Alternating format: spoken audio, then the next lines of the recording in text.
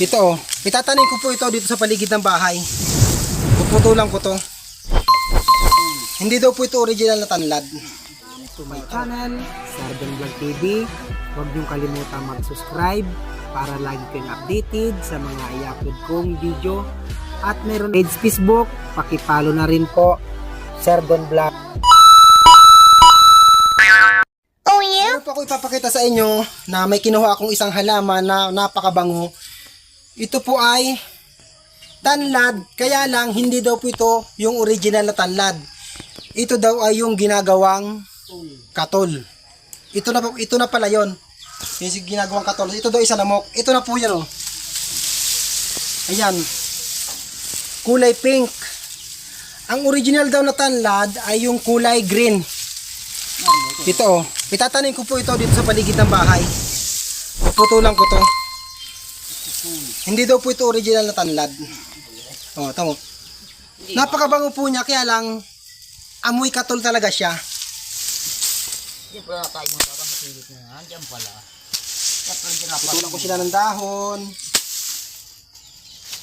para tumubo. Alam bang kumun. Yung mga mungot na sa bundok. Silbi nakita mo yung... Ayan. Silbi nakita mo yung... Tanladan. Ito pala yung ginagawang katol.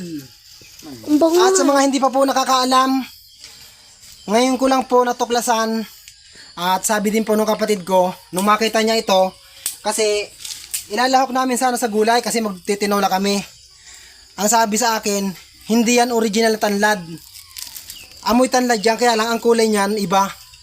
Ito daw pala yung ginagawang katol na kulay violet.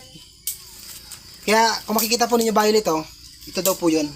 Kaya itatanim ko po para dumami naman.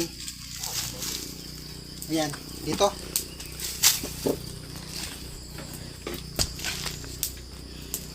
Dito pala sa bukid, marami kang matutukala sana, hindi mo pa nalalaman.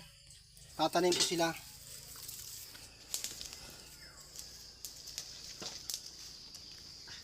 Simple lang pagtanim lang.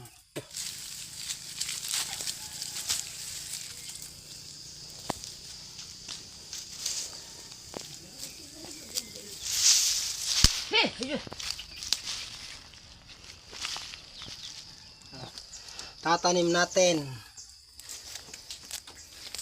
Kulay pink, di ba? At last ball.